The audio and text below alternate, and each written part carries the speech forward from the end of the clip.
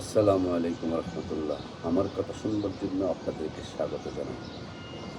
গতকালকে বিএনপির চেয়ারম্যান জনাব তারেক রহমান সাংবাদিক, সম্পাদক, সংবাদপত্রের কর্মী সকলের সাথে মত বিনিময় সভা করেছিলেন।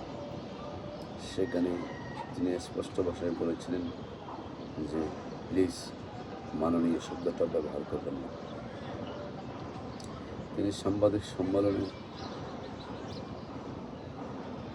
সাংবাদিকদের প্রশ্নের জবাবে বলেছেন, বিশেষ করে মাহমুদুর রহমানের কথার জবাবে বলছেন, আপনার রক্তমাখা ছবি আমার চোখের সামনে ভেসে আসে। তিনি রুহুল আমিন গাজীর জেলে মৃত্যুবরণ, নির্মম নির্যাতন, কারাবরণ কথা বলে যাননি।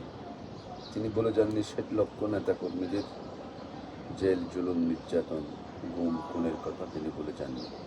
তবে তিনি এগুলো বলতে চান না।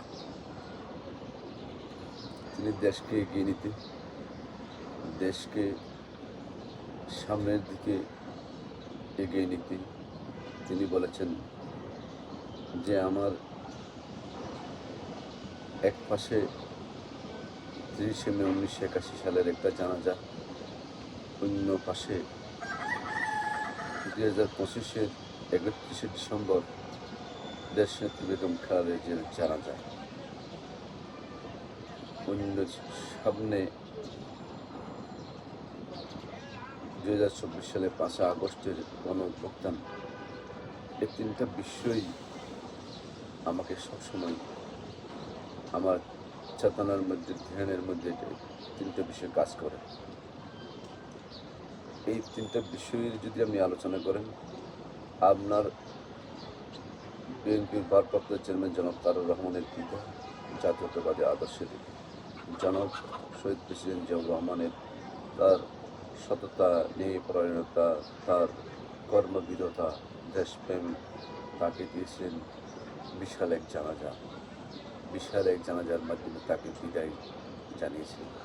তেমনি করে দেশনেত্রী বেগম খালেদা জিয়ার কর্মময় জীবন, দেশের মানুষের প্রতি ভালোবাসা, দেশের মানুষের প্রতি তার কমিটমেন্ট এবং দেশের মানুষের আকাঙ্ক্ষা তিনি ধারণ করেছিলেন বিদায় তাকে সেই রকম একটা জানাজার মাধ্যমে বিদায় দিয়েছিলেন।